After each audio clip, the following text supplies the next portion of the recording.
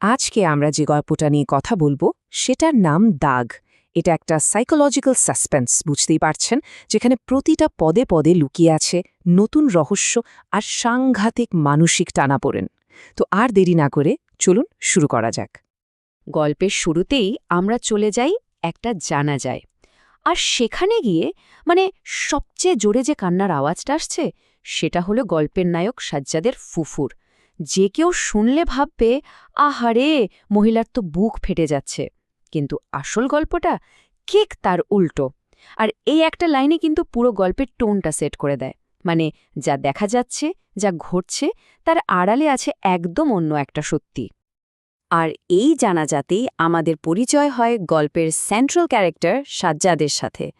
আর কি অদ্ভুত ব্যাপার জানেন, গল্পের মূল রহস্যের শুরুটাই কিন্তু ওকে দিয়ে।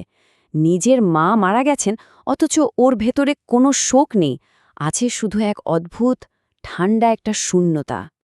সাজ্জাদের অবস্থাটা তখন বেশ অদ্ভুত। মায়ের জানাজায় ও একদম আবেগহীন। সবার ওই করুণার দৃষ্টি, প্রশ্ন, এগুলো এড়ানোর জন্য সে কি করছে? বাবা মায়ের বেডরুমে গিয়ে লুকিয়ে আছে। আসলে পরিবারের সাথে ওর যোগাযোগ নেই প্রায় 10 বছরেরও বেশি। ওর মাথায় গেঁথে গেছে যে এই দুনিয়ার সব সম্পর্কই হল শেডি বা অস্বচ্ছ। সবকিছুর পেছনেই কোনো না কোনো স্বার্থ থাকে। এখন প্রশ্ন হল, সাজ্জাদ এরকম কেন হল? ওর এই বিচ্ছিন্নতার কারণটা কি? এর উত্তর খুঁজতে হলে আমাদের কিন্তু একটু অতীতে ফিরে যেতে হবে। দেখতে হবে ওর বাবা মায়ের সেই বিয়েটাকে, যেটাকে একটা অসম বিয়ে বলা চলে। আর হয়তো ওখানেই এই গল্পের সব রহস্যের বীজ পোতা হয়েছিল। দেখুন, সাজ্জাদের বাবা মায়ের মধ্যে তফাৎটা ছিল একদম আকাশ আর পাতালের মতো।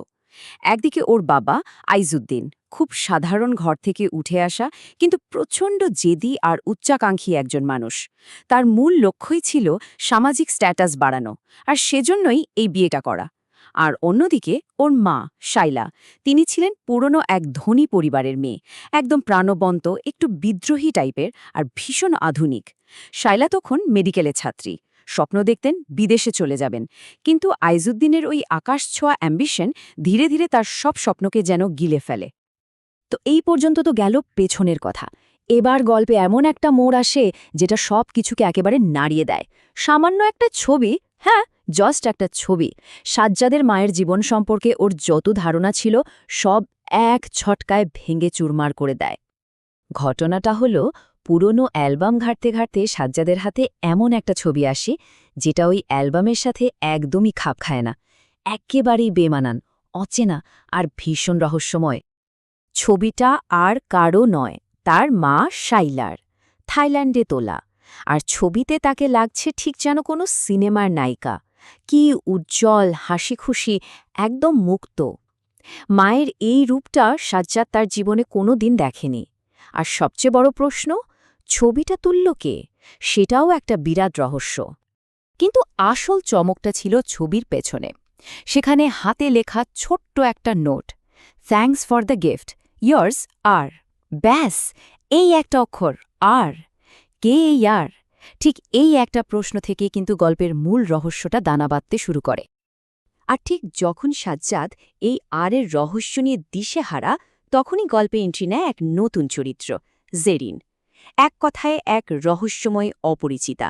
আর মনে হতে থাকে এই মেয়েটার কাছেই হয়তো অতীতের সব জটিল প্রশ্নের উত্তর লুকিয়ে আছে। সেই জানাজার দিনই হঠাৎ করে জেরেন নামের এক অসম্ভব সুন্দরী মেয়ে সেখানে হাজির হয়। আর তার উপস্থিতি হতভম্ব সাজ্জাদের সব মনোযোগ এক মুহূর্তে কেড়ে নেয়। জানা যায় সে রাসেল নামের একজনের মেয়ে। আর এই রাসেল নামটা শোনার সাথে সাথে সাজ্জাদের ভেতরে কেমন জানি একটা অস্বস্তি হতে শুরু করে। তাহলে কি ছবির পেছনের ওই আর অক্ষরটাই রাসেলের জন্যই? আর ফর রাসেল? তো এর কিছুদিন পর জেরিন আবার ফিরে আসে এবং এসে সাজ্জাদকে একটা অদ্ভুত অনুরোধ করে বসে। সে চায় সাজ্জাদ যেন তাকে ঢাকা শহরটা ঘুরিয়ে দেখায়। আর সে এটাও জোর দিয়ে বলে যে এই কাজে একমাত্র সাজ্জাদই তাকে হেল্প করতে পারবে। এই অদ্ভুত অনুরোধে সাজ্জাদ রাজি না হয়েও পারে না। আর এভাবেই অনিচ্ছা সত্ত্বেও সে তার ওই একাকিত্বের খোলস থেকে বেরিয়ে আসে। কিন্তু এরপর যা হয় সেটা গল্পের মোড়কে শুধু ঘোরায় না, একেবারে ভেঙে চুরে নতুন করে গড়ে দেয়। একটা শান্ত বিকেলে ওরা ঘুরতে বেরিয়েছিল, আর সেখানেই এমন এক ভয়ঙ্কর ঘটনার মুখোমুখি হয়, যেটা জেরিনের এক অচেনা, অবিশ্বাস্য রূপ সবার সামনে নিয়ে আসে। ভাবুন একবার, একটা নির্জন কাশবন, সেখানে সাজ্জাদ আর জেরিন একা। ঠিক তখনই তিনজন মাস্তান বাজে মতলব নিয়ে ওদেরকে ঘিরে ধরে। সাজ্জাদ চেষ্টা করে ব্যাপারটা সামলানোর, কিন্তু লাভ হয় না। ওকে সহজেই কাবু করে মাটিতে ফেলে চেপে ধরে। ওদিকে একজন মাস্তান জেরিনের দিকে এগোতে শুরু করে। মাটিতে পড়ে থাকা অসহায় সাজ্জাদ তখন সবচেয়ে খারাপটাই আশঙ্কা করছে। কিন্তু অবাক করা ব্যাপার হল, জেরিন পালায় না, এক বিন্দুও ভয় পায় না। সে বরফের মতো ঠান্ডা, স্থির হয়ে দাঁড়িয়ে থাকে। আর ঠিক সেই মুহূর্তে ওই হট্টগোলের মধ্যে একটা শান্ত কিন্তু ছুরির ফলার মতো ধারালো গলা শোনা যায়। জেরিনের গলা। Stop, you focus. ওর আচরণ আর গলার স্বরে এই যে আকাশ পাতাল পরিবর্তন, এটা ওই মাস্তানদের তো বটেই, সাজ্জাদকেও পুরোপুরি স্তব্ধ করে দেয়। এরপর যা ঘটে তা বিশ্বাস করার মতো না। জেরিন খুব শান্তভাবে একটা রিভলভার বের করে। মাস্তানদের একজন ওকে নিয়ে হাসাহাসি করতেই ও এক মুহূর্ত দ্বিধা না করে সোজা তার কবজিতে গুলি করে বসে। এরপর দ্বিতীয়জনের কানে, আর তৃতীয়জন যখন ভয়ে পালাচ্ছিল তখন তার পাছায়। এই যে একটা মেয়ের এমন ঠান্ডা, ক্যালকুলেটেড হিংস্রতা, এটা সাজ্জাদকে একেবারে স্তব্ধ করে দেয়। মানে জেরিনের ভেতরে যেন দুটো আলাদা মানুষ বাস করে। একদিকে সে একজন ঠান্ডা মাথার ভয়ঙ্কর আক্রমণকারী, যে কিনা একটুও না কেঁপে গুলি চালাতে পারে। আবার ঠিক তার পরেই সেই পরম মমতায় সাজ্জাদের ক্ষতের যত্ন নিচ্ছে। তারই যে দুটো রূপ, এটা সাজ্জাদকে, আর সত্যি বলতে আমাদেরকেও, চরম কনফিউশনের মধ্যে ফেলে দেয়। এই ভয়ঙ্কর ঘটনার পর গল্পের ফোকাসটা আবার সাজ্জাদের উপর ফিরে আসে। আর বলাই বাহুল্য, ওর যে ভঙ্গুর মানসিক অবস্থা ছিল সেটা এবার আরও দ্রুত ভাঙতে শুরু করে। আর ঠিক এই সময়েই জেরিন হঠাৎ করে উধাও হয়ে যায়। কোনো খোঁজ নেই, কিচ্ছু না। এই উধাও হয়ে যাওয়াটা সাজ্জাদকে ওর ভাঙাচোরা মন নিয়ে আরও গভীর একাকিত্ব আর বিশৃঙ্খলার মধ্যে ফেলে দেয়। এরপর সাজ্জাদের অবস্থা আরও খারাপ হতে থাকে। মারাত্মক ইনসমনিয়ায় ভুগতে শুরু করে সে। ওর মা আর সেই রাসেলকে নিয়ে ভয়ঙ্কর সব হ্যালুসিনেশন দেখতে থাকে। ওর মনে হয় ও যেন একটা সাইকোলজিক্যাল পাজলের মধ্যে আটকে গেছে, যেখান থেকে বেরোনোর কোনো রাস্তাই নেই। আর তাই সে মরিয়া হয়ে আবার জেরিনকে খুঁজতে শুরু করে।